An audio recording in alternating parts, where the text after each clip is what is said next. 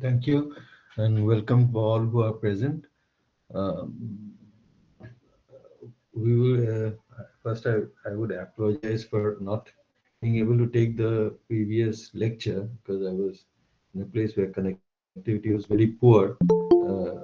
The audio connection was okay, but I couldn't show the slides if I wanted to.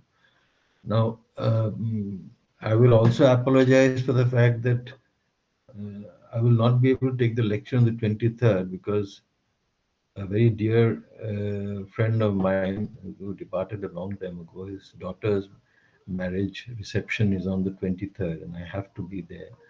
So I'm sorry for that, but I'm hopeful that such breakages will not occur in future. I'll try not that they don't occur. Anyway, so let's go straight away to continue what we had where we had left off. Now, so can you see the slide? Oh no, you can't see the slide.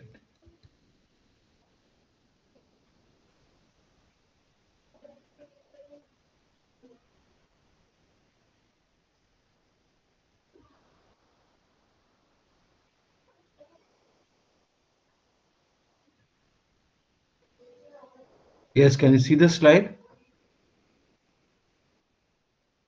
Yes.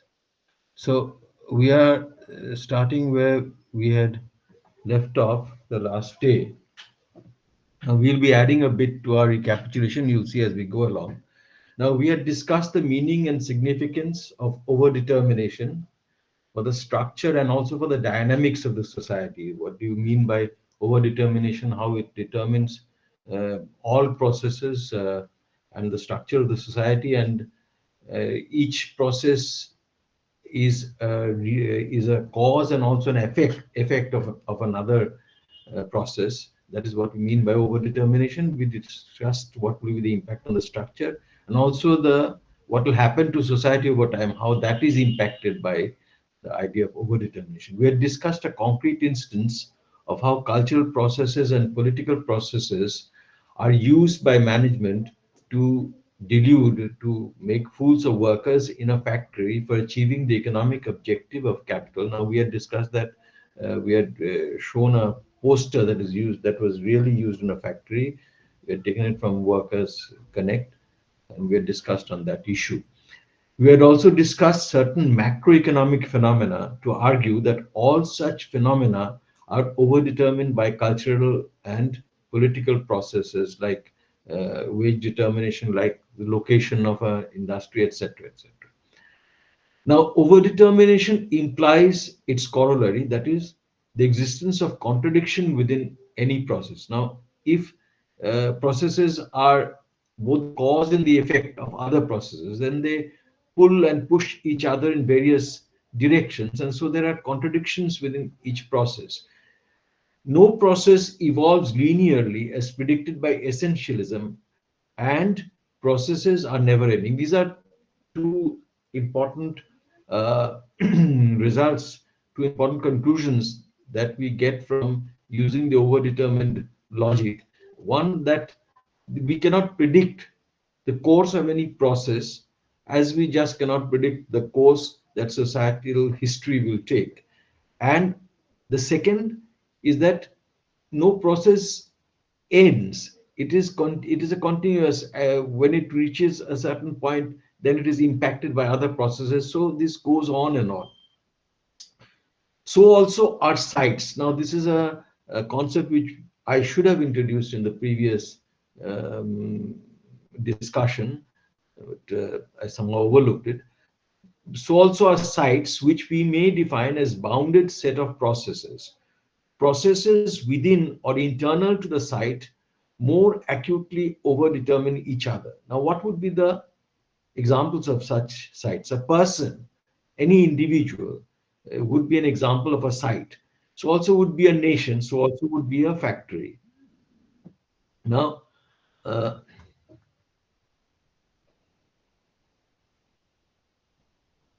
now, uh, now, an individual as a person, we are overdetermined. Like we have economic motivations, we have cultural motivations, we also have political motivations. We all have political motivations. Sometimes we do not realize when a person says that I am apolitical. You see, this is a very common statement that people make. I am apolitical, I am rational, I am scientific. All these are simply statements. These are only expressing the fact that the person is a person who believes in status quo, who believes in the existing system, and therefore can afford to say that I am devoid of politics. It's only people who resent the existing system, who want a certain change, who would say that we are political persons, or are fighting to maintain a hold on power. They would also be political. They would know consciously that they are political persons. But we are all political. So we have economic motivations, we have political motivations, we have religious motivations. So an individual is a site, and so also a nation. See, small sites make up a larger site, so also would be a factory. Site is a concept that we should have discussed prior to discussing class as entry point. So we are introducing it here.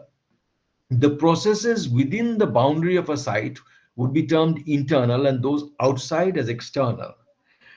Now, this is a quote from Mao on contradiction. We had said that actually this idea of overdetermination, Arthur says quite clearly, is taken from Mao's on contradiction.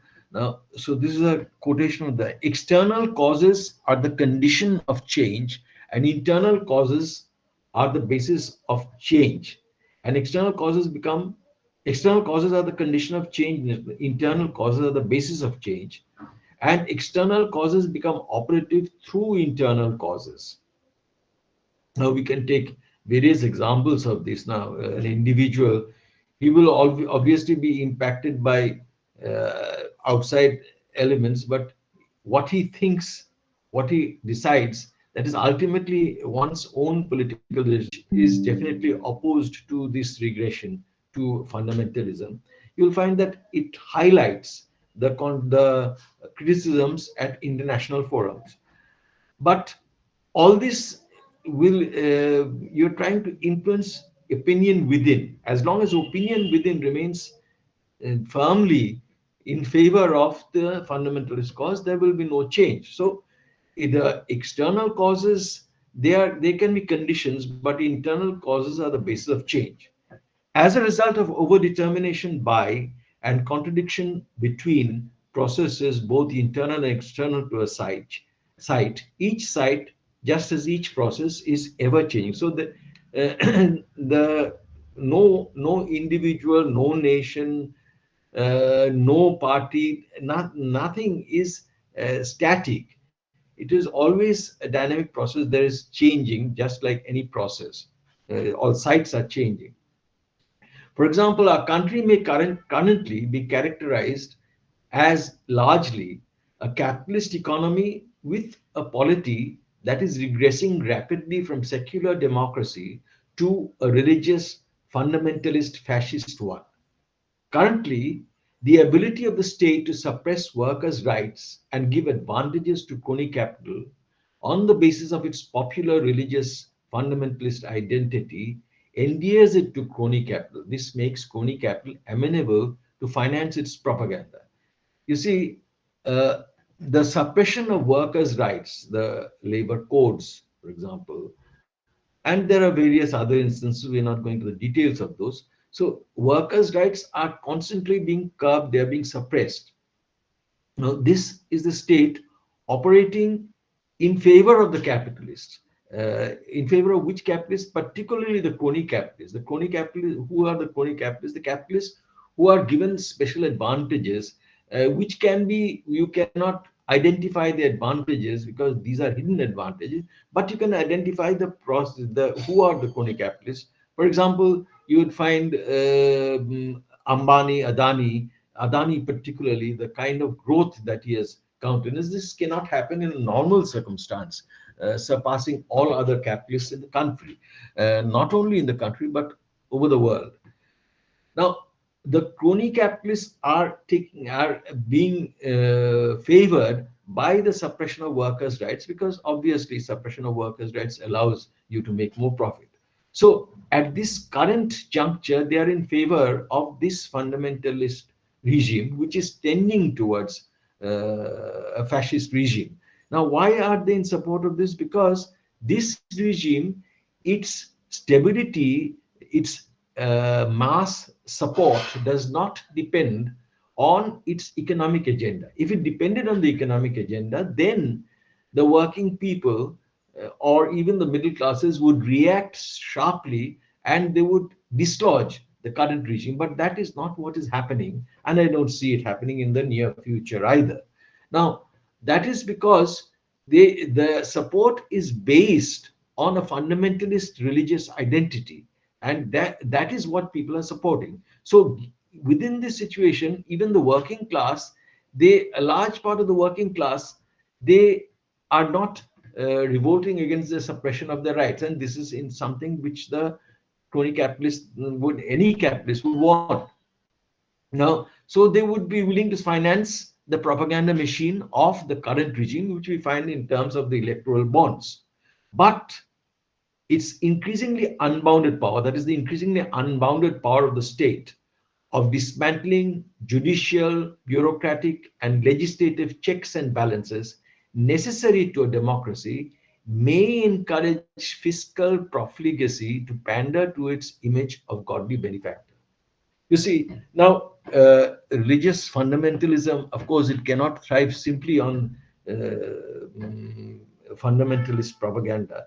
You see, there you in fact have contradictions within the fundamentalist agenda. You have some fact, some elements who are trying to posture towards a inclusive religion. By inclusion, of course, that means destroying some cultures, like, for example, um, like forget the Gayatri Mandir, Gayatri movement, Gayatri Mandirs, ashrams, Gayatri ashrams, which is a worldwide movement. It works in this way that it says that we are inclusive. The tribals can come, the lower castes can come, and they can conduct the puja. So that is trying to be inclusive, but at the same time, this is destroying the tribal culture also, because they are not Hindus. But anyway, so you have different kinds of movements, elements within the fundamentalist. This you need money. Now the government, as long as it's all powerful, it can go on going in. It can go in for not only the central government, the state governments also do it. Fiscal profligacy to pander to its image of godly benefactor, like the 56 inches. Now, you see, it's a godly benefactor to whom we are looking up, and the godly benefactor must give you some benefits in economic terms also. But this profligacy, this may lead to a reversal of trend of tax and other financial benefits bestowed on crony capital. You see, taxes are being reduced, financial benefits are being bestowed on them. Now, all this may be reduced because the government would need money. You see, there is strict capitalist accounting for the government also. The government would need money to finance its these kinds of programs. The outcome of such contradictions is not predictable beyond the diagnosis that it will be critical to the current system. That is, if crony capital opts out, thinks that, well, these things are going too far, within this system, there will be economic chaos and we will not be able to sustain. So there will be then a contradiction between even the crony capital and the government. So what will happen is something which we cannot really predict. The ever-changing nature of sites and processes with no determining center makes the beginning of analysis, the entry point, indeterminate. It therefore becomes a matter of political choice. Now, you see, if it was an essentialist logic, then, like, say, the traditional interpretation of Marx, that you have a base and superstructure. Base is economics, and within that, the forces of production determine change. So then your entry point would be forces and relations of production, the what we call the mode of production. But given the fact of overdetermination, ever-changing nature of sites and processes with no center, it makes the entry point, the point at which you want to enter, you will enter analysis, a matter of political choice. So this is the analyst's own political choice. This leads to the discussion of class. Marx chooses class defined by surplus production and extraction as his starting point. This is determined by his primary concern with exploitation, which was derived from his association with working class movements. We had discussed this previously in our last lecture. The focal concern is what ought to differentiate Marxian analysis and mobilization.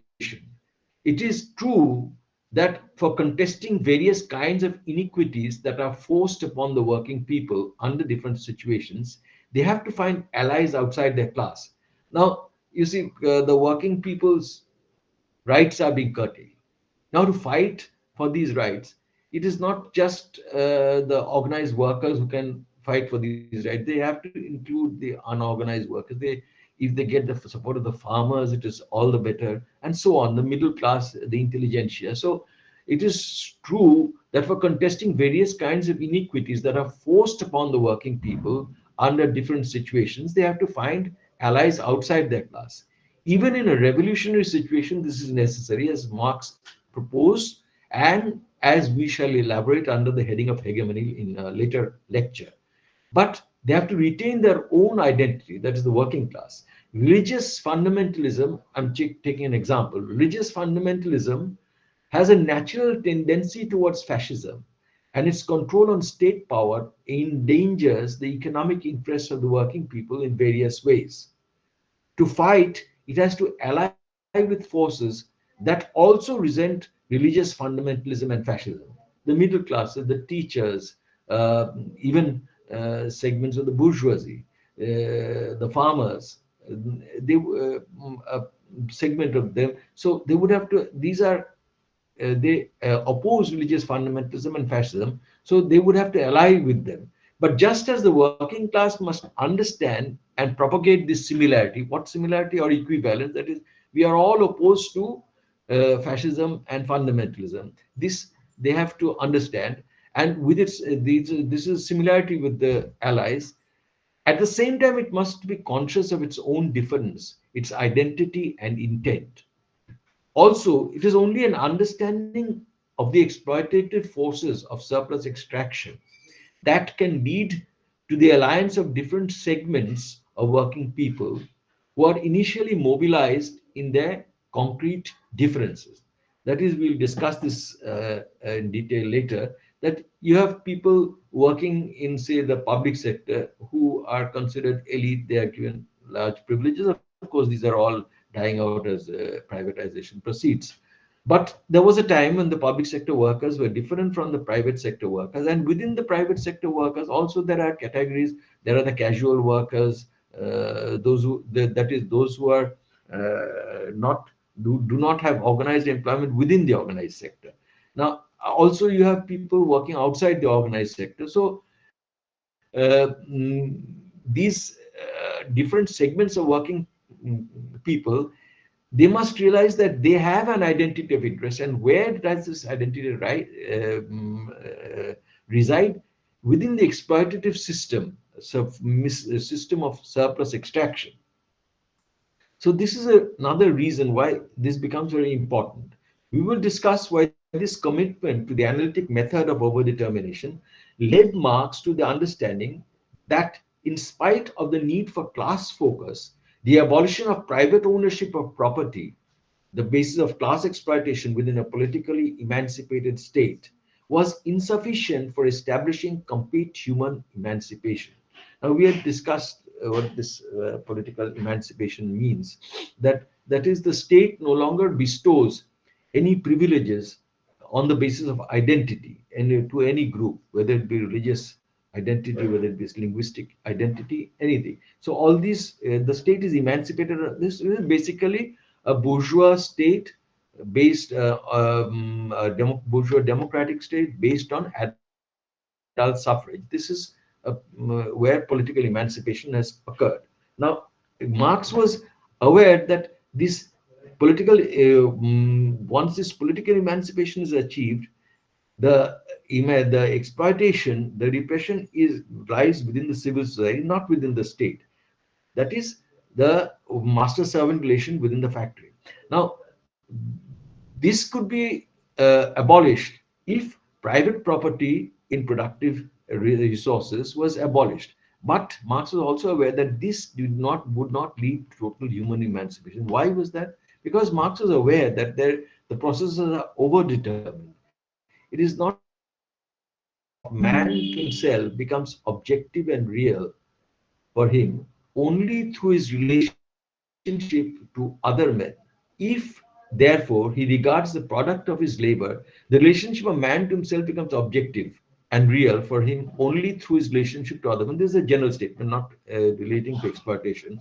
Uh, that is, when I think alone, I think of myself. That is, we remember, recollect the Hegelian term, pure subjectivity, huh? Free will. But it becomes objective only when I know what the other is thinking of me. At least I think I know what the other is thinking of me. Then it takes an objective form. So the relationship of man to himself becomes objective and real for him only through his relationship to other men.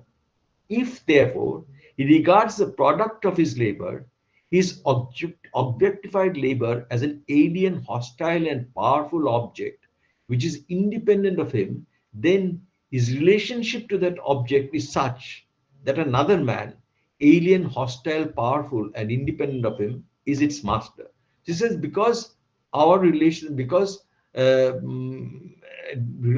relationship to myself becomes objective only when I enter into a relationship with another. So my relationship to myself, what is that? That is the labor that I perform. Man realizes himself in labor. If therefore regards the product of his labor, in which he was previously realizing himself, his relationship to that object, his objectified labor, as an alien, hostile, and powerful object which is independent of him, then his relationship to that object is such that another man, alien, hostile, powerful, and independent of him, is its master. If he relates to his own activity as unfree activity, then he relates to its activity in the service under the rule, coercion, and yoke of another man. Marx is here talking of a capitalist system. The relationship of man to himself is man's relation to his own labor. Man realizes himself in labor, which cannot be performed and so objectified until he has entered into a servile relationship with persons owning the alienable means of production. That is, we have discussed this process that through the Industrial Revolution and before that through the various stages of dispossession, the working people have lost their ownership of all the alienable means of production, what can be taken away from him. Only he is left with one means of production, that is his own power to labor, which cannot be taken away from him because it will spell his death. So all these have been taken away. So for man to realize himself, to man to objectify his labor, put his labor into production, he will have to now depend on the factory owner.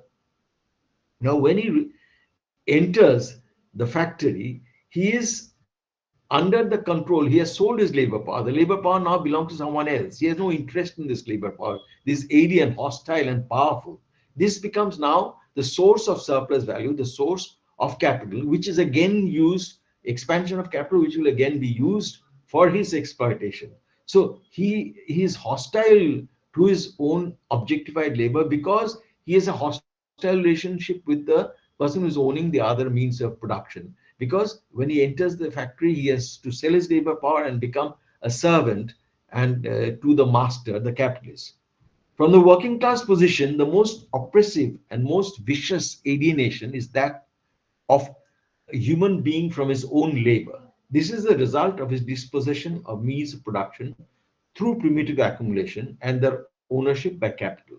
Hence, from this position, class is chosen as the entry point into the discourse of emancipation. So Marx is concerned with emancipation, and class is chosen because this is the most vicious kind of alienation, because man, according to Marx and Engels, realizes himself in labor. That is, We know that we exist, that we are human, only when we can plan something and execute that plan. So once this is ability is taken away from us, so this is the most vicious alienation, that my labor power now I have to sell to someone and then it becomes hostile to me. But class is not an obvious surface category like the entry point of classical political economy, that is Homo economicus, the individual who tries to maximize own utility, which was visible on the surface, which was the founding myth of what Marx called the vulgar economics. Class has to be abstracted from the apparently obvious production apparatus. On the surface, you'll find, for example, those who belong to the discipline of economics will know that your standard textbooks, the mainstream textbooks, always teach us that you have the factors of production, you have land, labor, capital, and each factor of production does its bit, contributes something to production, and for this contribution, it is entitled. So, profit is the entitlement to the to capital because it is contributing something. The machines are contributing something. Wage is the entitlement of the worker because the labor is contributing something. Land is the entitlement, rent is the entitlement of the landowner because the land is necessary for setting up the factory. So this is what appears at the surface. Only when you penetrate to the surface, when you go, so it is not obvious on the surface, the class. Even when I say that we have to look at the economy, now this class has to be constructed. It is an abstraction because if you look at the surface, this is what you see. Only when you go deep into it, you will see that some people are laboring and some people are lavishly living lavish lifestyles without labor. So how are they able to do this? This is because the surplus is being extracted from the people who are laboring. So you have to go deep down and construct this class analysis. Marx was not unequivocally convinced that terminating private property would be sufficient for establishing socialism. Exploitative class relation is undoubtedly the single most significant cause of alienation of people from humanity, as we have just discussed, according to Marx, but it is not the sole cause. In places, there are traces that Marx was well aware of this, but elsewhere he may be seen to suggest it is the essential cause. For example, it appears, if you take a superficial reading of economic and philosophical manuscripts, and I'm quoting, the transcendence of private property is, therefore, the complete emancipation of all human senses and attributes. But it is this emancipation precisely because these senses and attributes have become subjectively and objectively human. In the same way, the senses and enjoyments of other men have become my own appropriation. Besides these direct organs, therefore, social organs develop in the form of society. Thus, for instance, activity in direct association with others, etc., has become an organ for expressing my own life and a mode of appropriating human life. So, it appears if you read the first paragraph that it is just the transcendence of private property to lead to complete emancipation. But then he is immediately adding a rider that this is emancipation precisely because his senses and attributes have become subjectively and objectively human. And what is that becoming subjectively and objectively human? The senses and enjoyments of other men have become my own appropriation, and my own sense and enjoyments have become other people. How? Through the development of organs, that is, associated producers. For instance, activity in direct association with others. So, Marx is saying that the immediate rider is that you have to think, you have to develop organs of human association, of direct association of producers, of working people. That is some sort of a new community. It is not the old traditional community. A new community will have to be developed. So it's not as if he is saying, though he appears to be saying that just you abolish private property and you'll, so the class analysis leads is all that you need, but no, you see that he refers to something much more than that. In these passages, there's an indication of economic determinism. Transcendence of private property would lead to complete human emancipation, but note his immediate supplement of activity in direct association with others as organs for expressing my life, obviously a reference to a new community life of liberated producers as condition for emancipation. Now, this is what we are discussing. Now, this word that I've used here, supplement, now this requires a bit of elaboration. And you see, supplement, what is a supplement? I say that, suppose I say that, say, Dipro is serious. Now, is, this word is, it one is dead. Now, suppose that you say that Indira Gandhi is dead. Now, that is has a finality. Now, that means that is means, well, it is the definition, equal to. Now, when I say Dipro is serious, that is that does not define him completely. Then you have to supplement. You have to say that he is serious, but he also is a theater person, but he also is a PhD scholar. Now, so these are the supplements. So when once you supplement, you see, even the idea of serious, the serious itself. So when you supplement, you just don't add. You also change the meaning of what you are adding to. Seriousness now becomes a different kind of, a definite kind of seriousness. Seriousness as a theater personality, seriousness as a scholar, etc. Now, he could be serious as a rioteer also. Nah? So a supplement is not just adding, it is also changing the meaning of the initial statement. So this is the idea of a supplement is very important. In the critique of Gotha program, arguing for the principle to each according to his work, Marx says that, you see, Marx says that there are, once this private property is abolished, then what will be the principle of distribution? It is no longer the capitalist principle of wages and profit, etc., etc. So from each according to his ability to each according to his labor, this will be the first, and then only you will have a stage when you'll have to develop to a stage where it will be from each according to his ability to each according to his labor. Now, to each according, from each according to his ability to each according to his need. This would be at the second stage. So why would you not immediately go to the second stage? He's saying equal right to each according to his work. That is the first principle. Marx says equal right here is still in principle bourgeois right.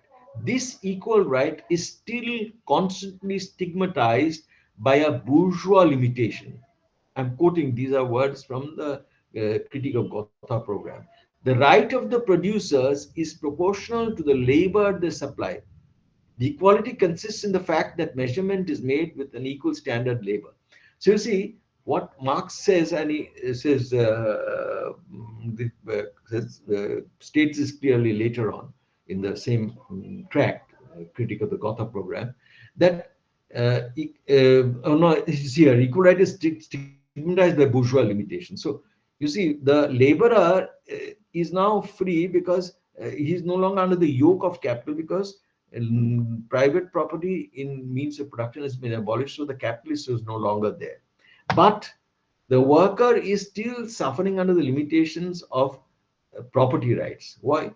The laborer thinks that I am the owner of a private property. What is that private property? My labor power. So I am supplying my labor power from each according to his ability. I am supplying my labor power, and as I am supplying, so I must get. So that is why from each according to his ability to each according to his work, not from each to each according to his need. Private property in alienable means of production has been abolished, but the workers conceive themselves as private property, private owners of the inalienable means of production, the labor power to supply, hence the principle. We will deal with this ambiguity regarding abolition of private property and its corollary, the destined role of the proletariat, in detail later. Now, how do you define class? There are various ways in class is defined, and we'll spell it out clearly here. We are spelling it out clearly here that we are taking a definition that has been proposed, clearly stated by Resnick and Wolff in Knowledge and Class, but it's also a definition which We can take Capital Volume 1, Chapter 36, 37. We can take various quotes from there which will support this definition. But of course, there are other passages which support other definitions of classes also. So, what is the definition we're using? Processes of production, appropriation, distribution, and receipt. These are the class processes. Now, our main argument is that given Marx's overwhelming concern with exploitation analysis, analysis of social order should start from the mode of exploitation. That is, with the way in which surplus produced by one class is appropriated by other class or classes. Now, there are other ways of defining class, say in terms of power, say in terms of property ownership, etc. These have been used, but we stick to this definition because Marx was concerned with the exploitation of the workers, and in that sense, this is the surplus that is being extracted, the process of extraction of surplus, distribution and receipt. All these become part of the generation and the extraction of surplus. It is true that class defined in this sense is an abstraction, just as all categories are.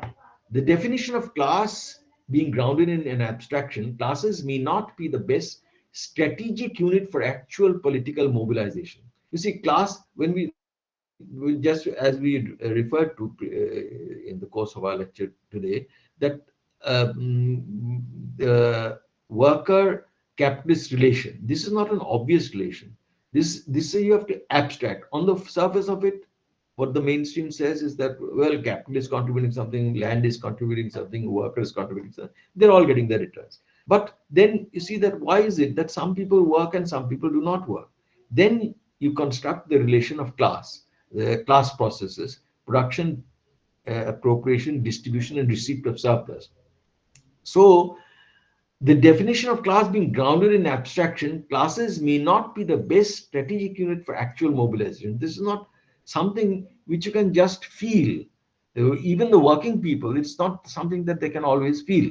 These are perhaps discussed better in terms of class factions with identity of interest, like say construction workers, unorganized sector workers, gig economy workers, etc. So when you're talking of political mobilization, perhaps this class, working class, whose surplus is being extracted, this large definition, this may not be the proper unit for mobilization. But the entry point, why? Because different segments of workers will have their different interests, and they would probably be organized initially according to their concrete interests. But the entry point of class, defined in terms of surplus, does not rule out the further refinement of the analysis by subsequent introduction of class subdivisions on the basis of interest. This is the positive aspect of overdetermination. You see, as we mentioned yesterday, that because overdetermination says that you enter from a point, you enter through class process. Then you go to the political process. The political process then overdetermines the class process. You go to the cultural process. That overdetermines the class process. The class process overdetermines the cultural process, and so on. So now to understand, to give greater depth, concreteness to each class process, then we have to consider you have to supplement. That is the term. That is why overdetermination allows supplementation. You see, if I was essentialist, I would say that, well, you have one chance. You say Dipro is what? What is Dipro? Dipro is serious. Finished. That's all.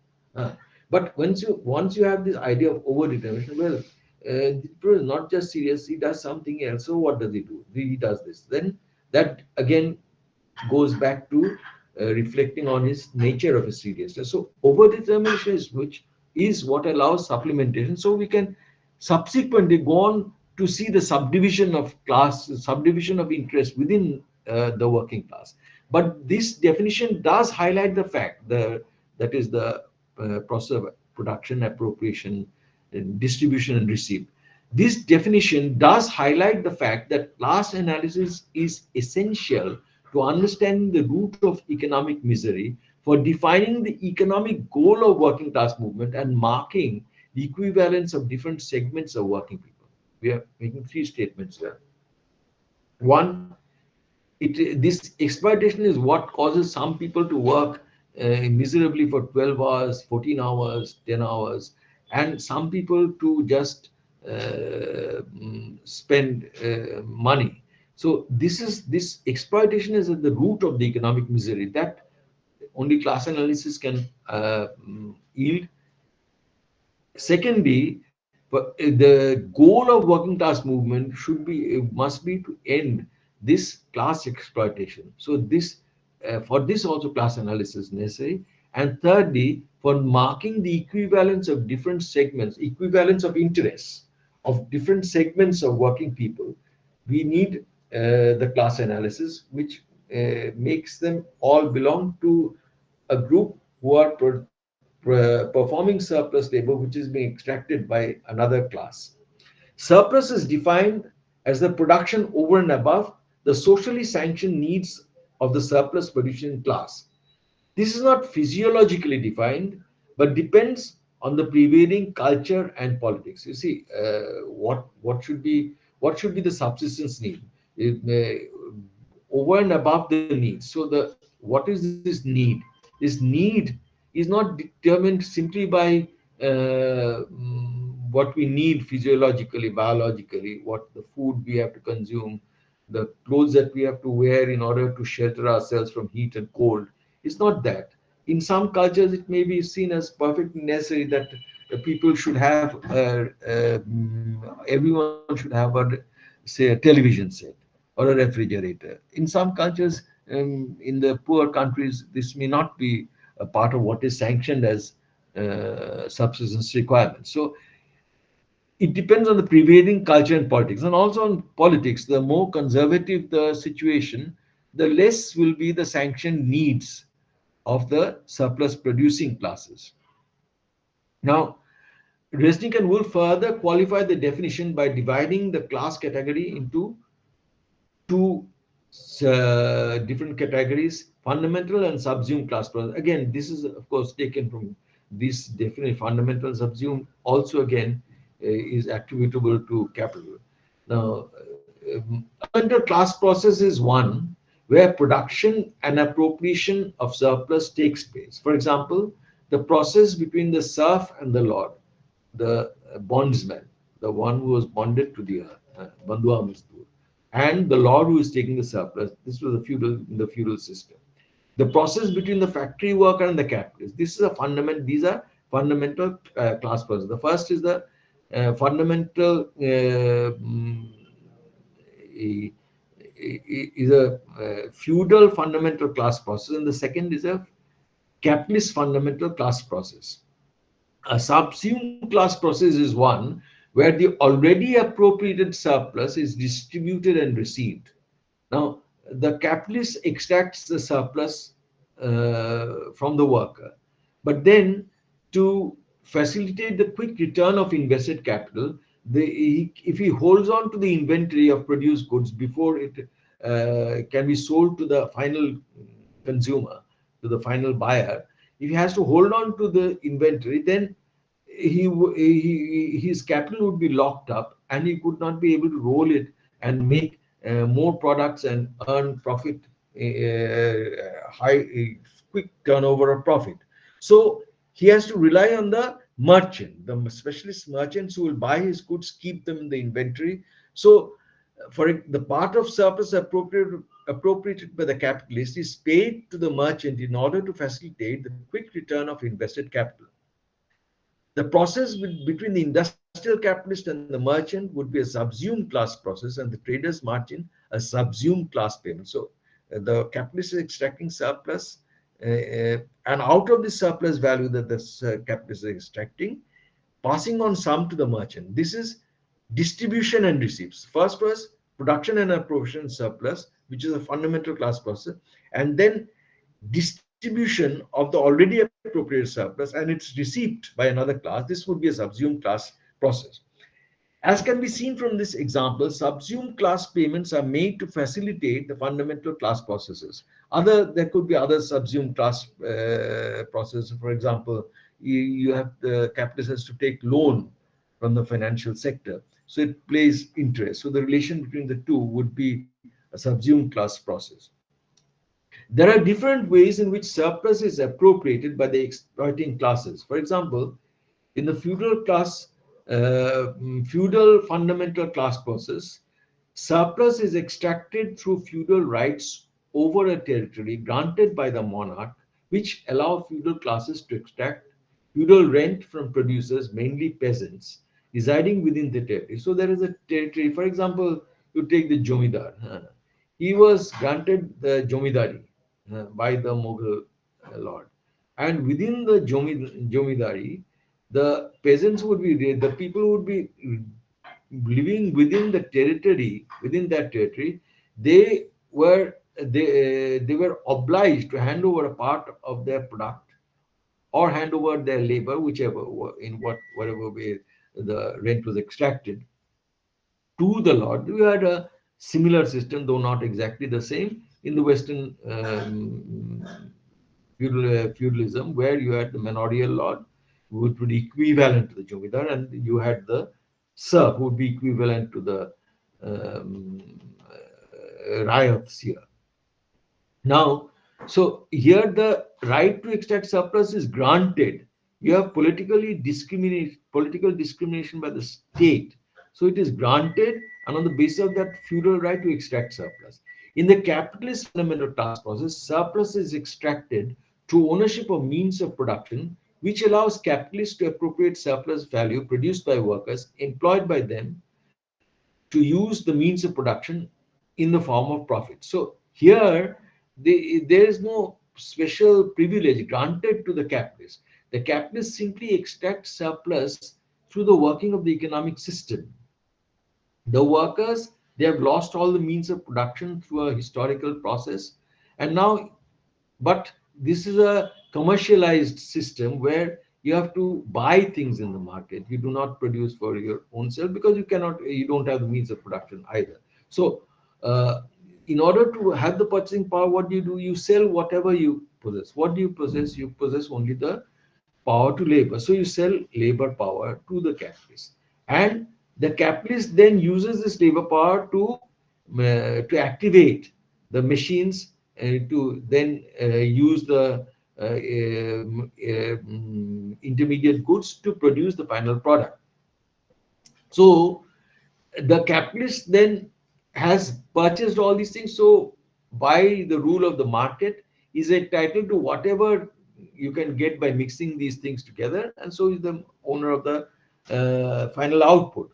So you have borne a certain cost, purchasing labor power, in investing in fixed capital, in buying inputs, etc. And so you're the owner of whatever is produced. Sell it in the market. You get a revenue, deduct the cost from it, the profit that belongs to you. So it's through the working of the capitalist market that the capitalist extracts surplus. So these are different ways of extracting surplus, and these mark out whether a fundamental task process is a feudal fundamental task process, or a capitalist fundamental task process, or a slave fundamental task process, etc. Now, apart from the fundamental class processes, we said that there are the subsumed class processes. Now, subsumed class processes are analytically subsequent to the fundamental class processes, but are not inferior in significance. Now, because we are saying that the one is fundamental, the other subsumed, doesn't make them less important. Subsumed class payments would include, among others, for example, in a capitalist system, payments made by capitalists to merchants, moneylenders, managers, shareholders, governments, rentiers, etc. So from the merchants, what do you get? The merchant holds the inventory. From moneylenders, what do you get? You get money to invest. Managers, what do you get? You get supervision, which is previously done by the capitalists themselves. Shareholders, they are also providing capital.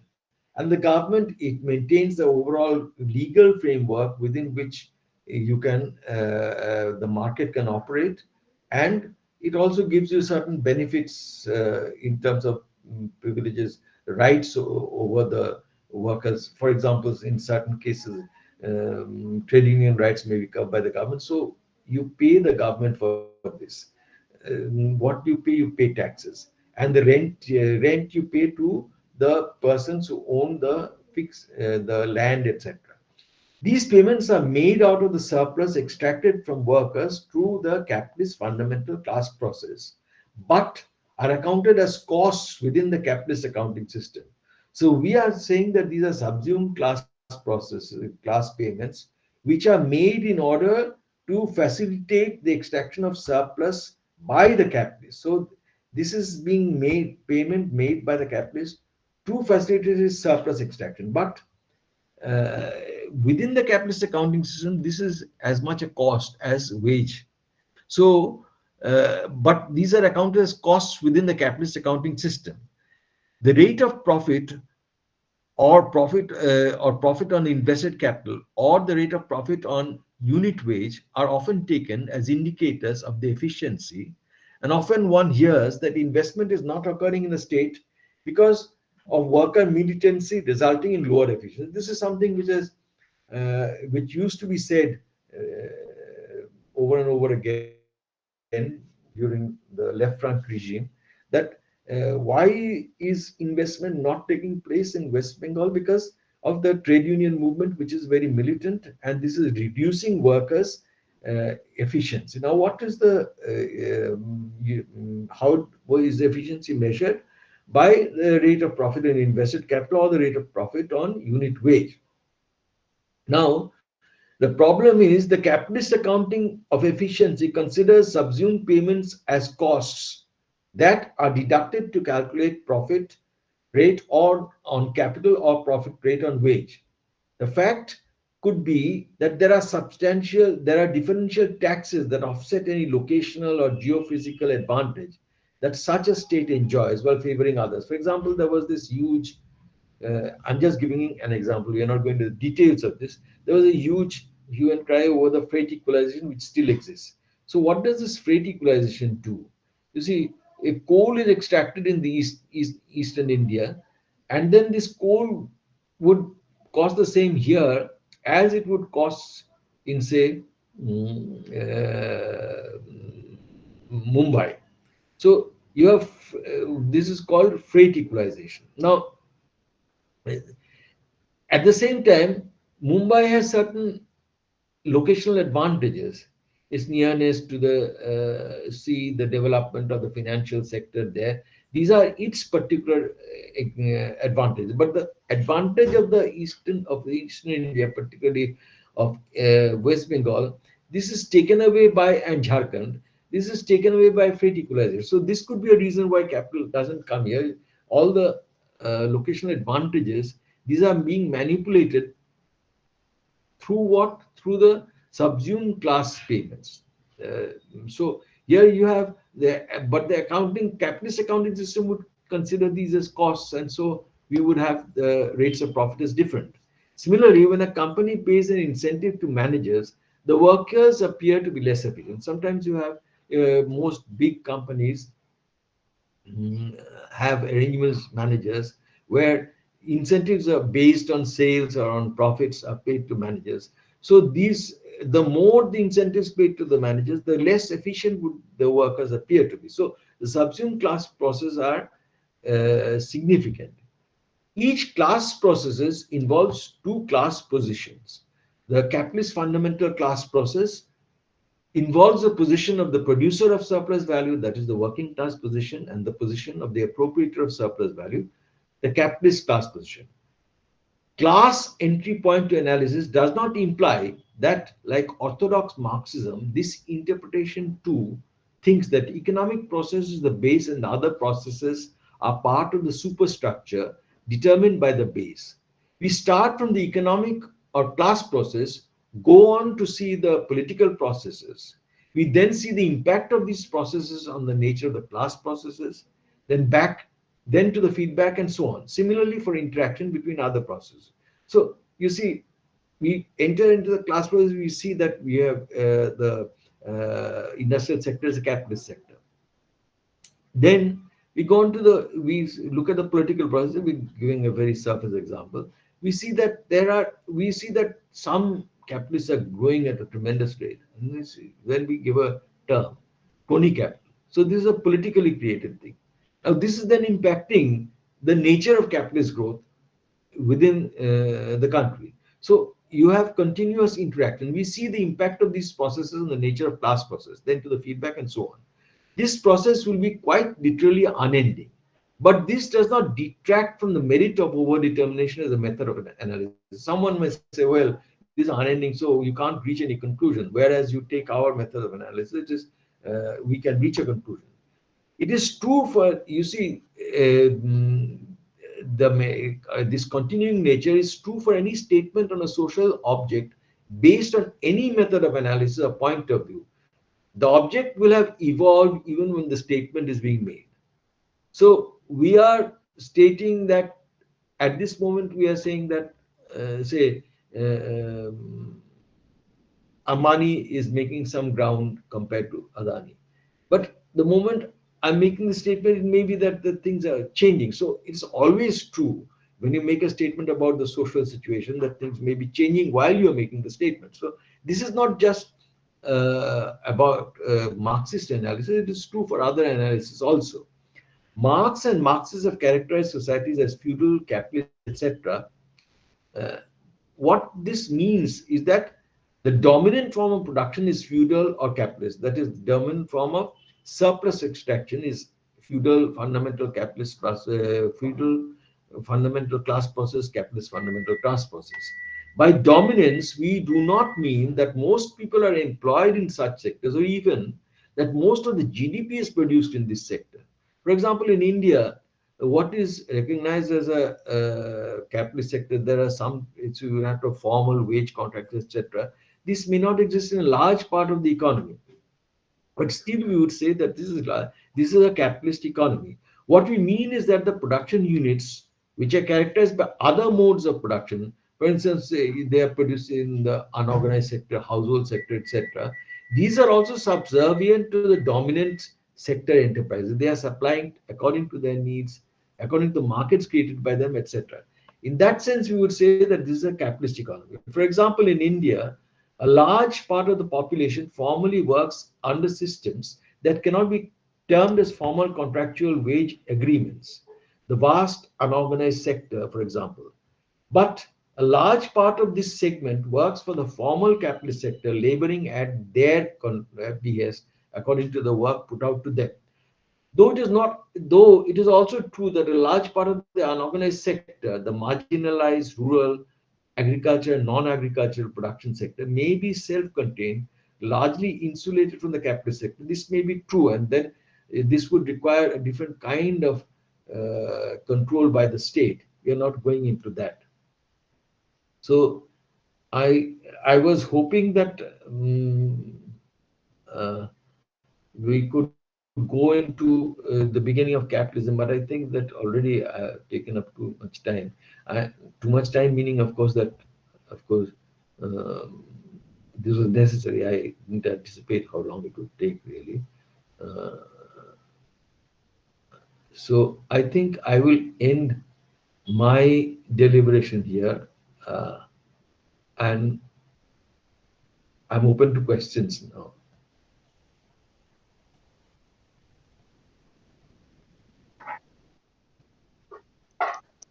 Hello, Ah. sir.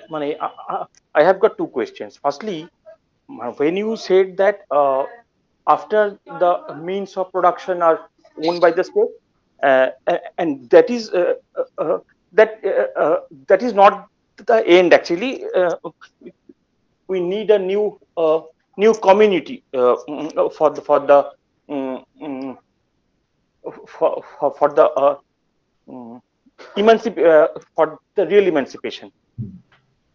In the Soviet system, in the earlier days, almost all the means of production were owned by the state. So in that case,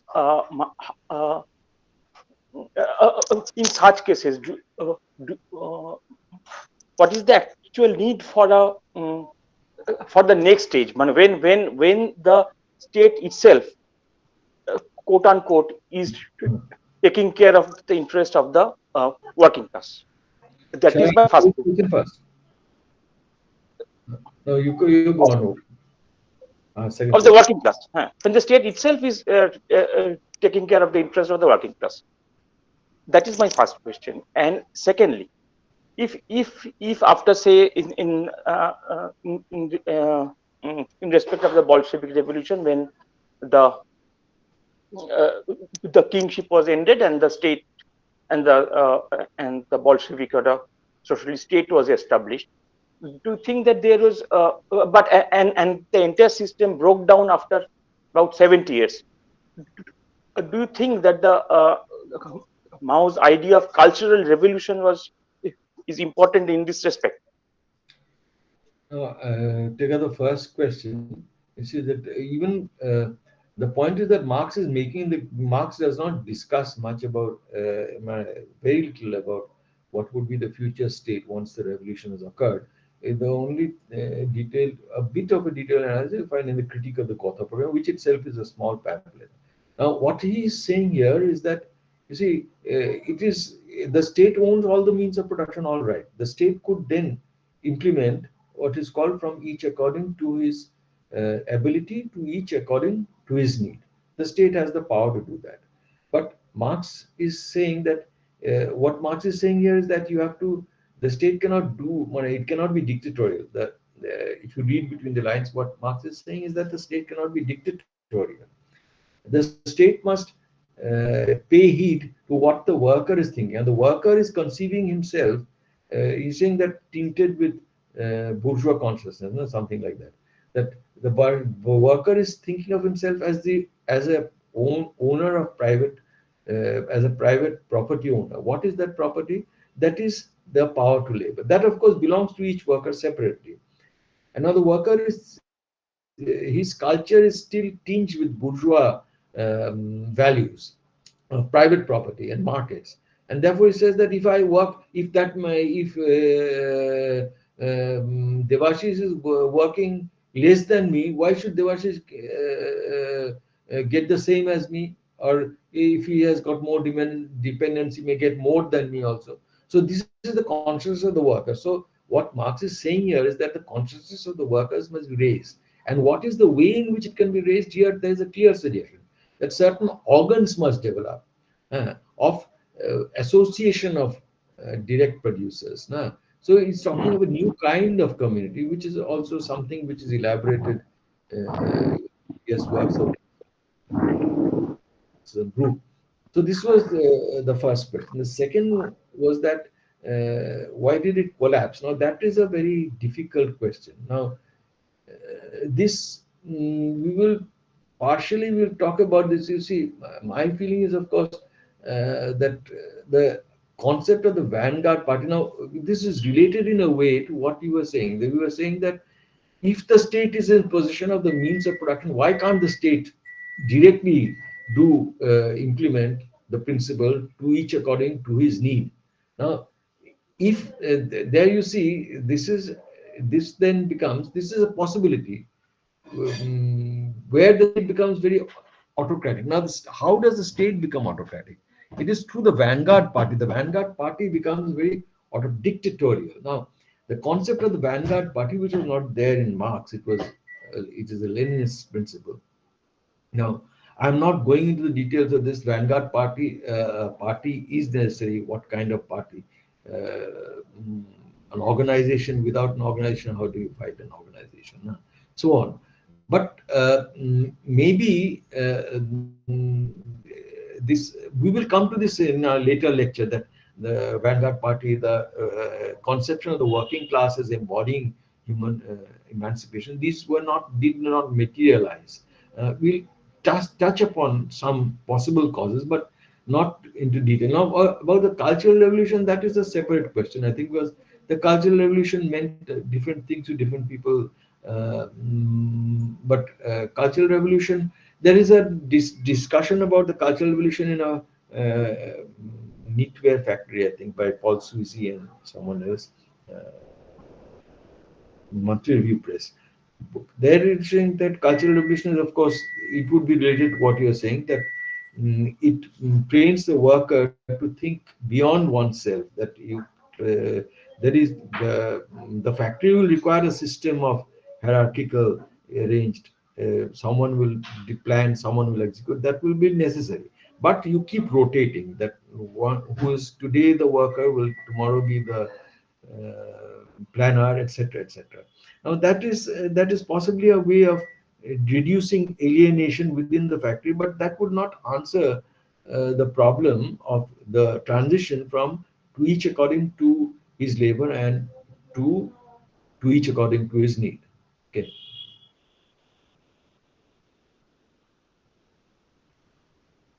Yes.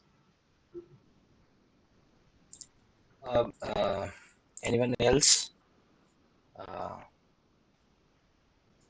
is there any questions?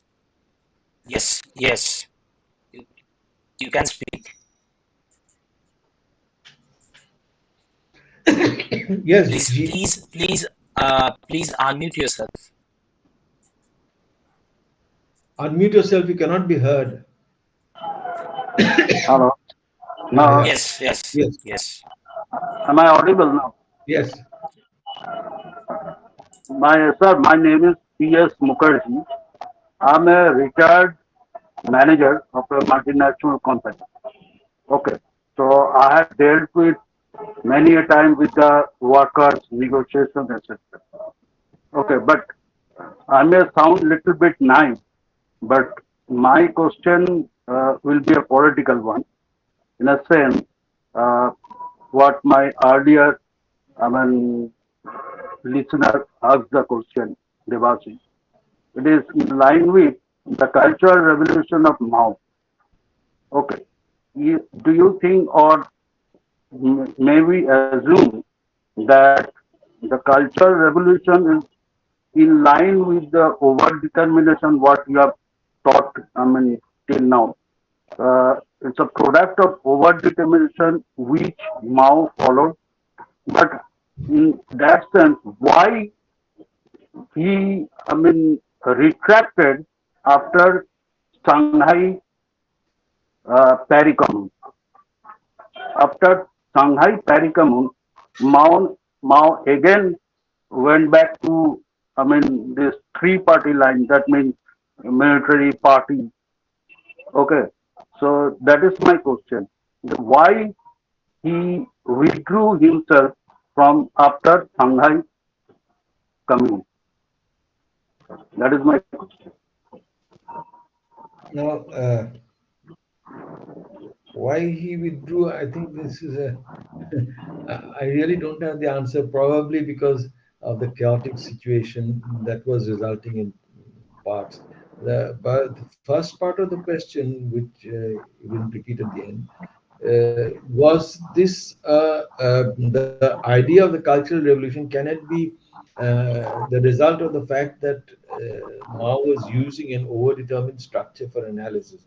I would agree with that. That yes, in fact, the idea of overdetermination follows from contradiction, which was elaborated by Mao first, which Althusser admits. So, politics in command. That's what Mao is saying. That cultural bombard the headquarters. No?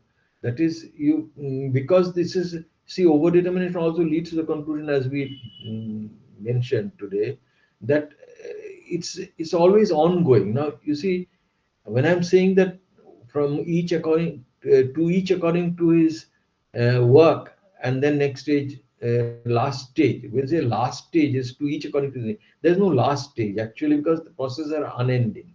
So there will human emancipation is never complete. We'll discuss this later.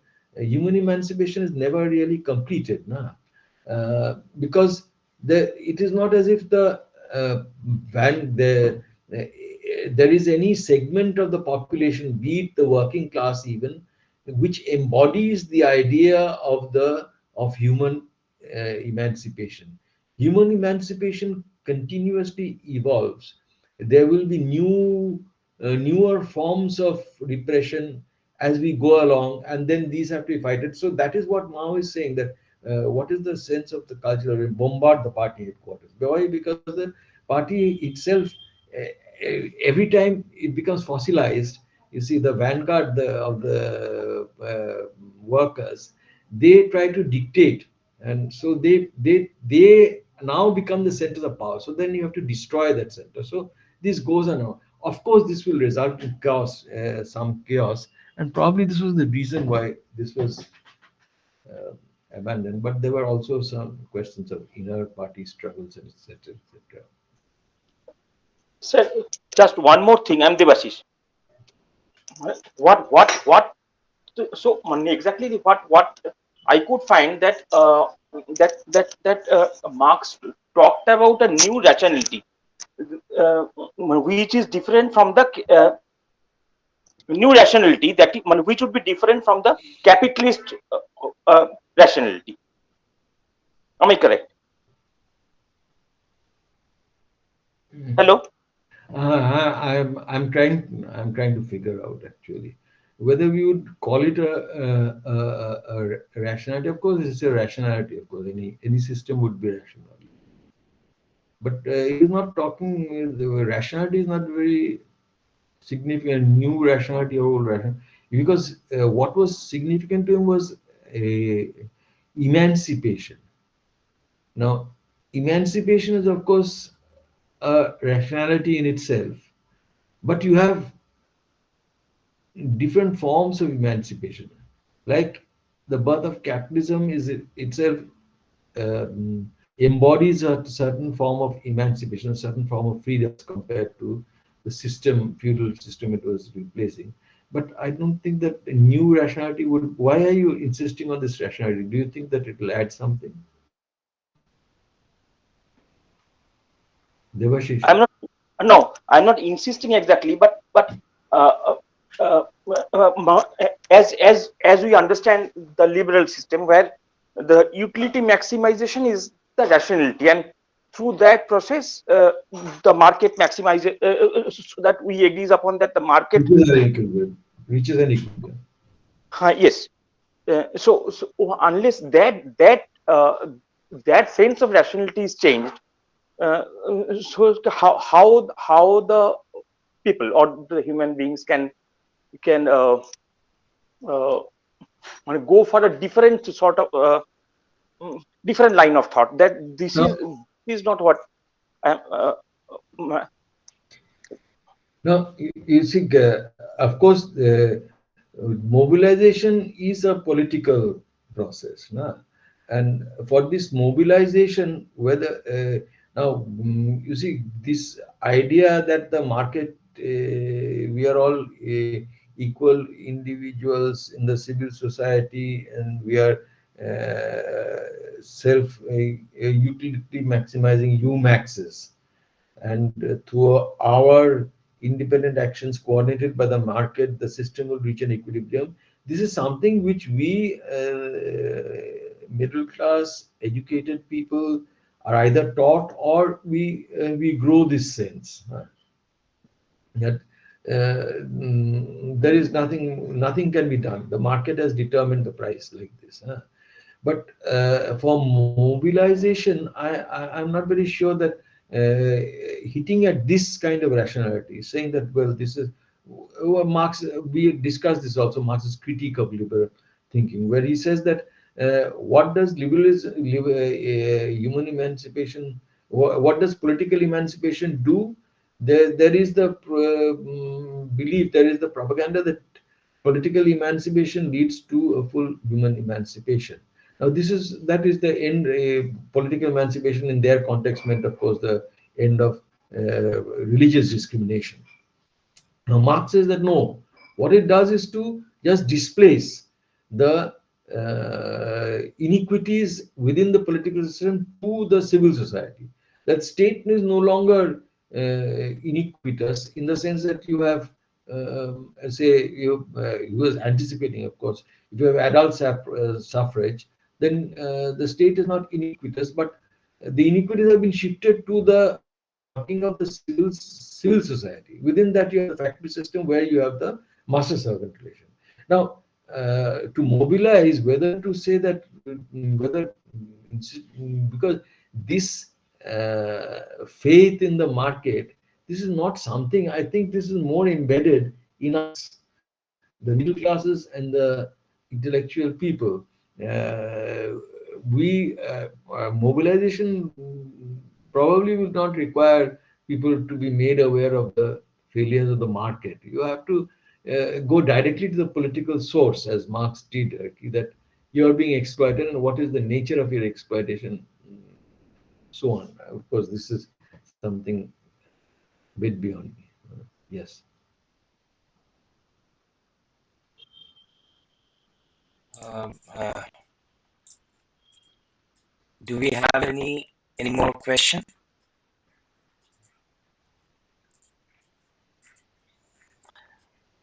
Pranabda, I don't think we have any more questions. So we can end the session here. So we are missing the next session. There will be no lecture in the next week. So we are again meeting on 30th December, right? Okay. Yeah. As Okay. I said, I would be. I had a commitment. Okay. Thank you all for listening patiently. I hope that we have been. The discussions, of course, they are enriching me. I don't know how you are getting enriched, but anyway, thank you. Good night. Thank you. Thank you all. Good night. Thank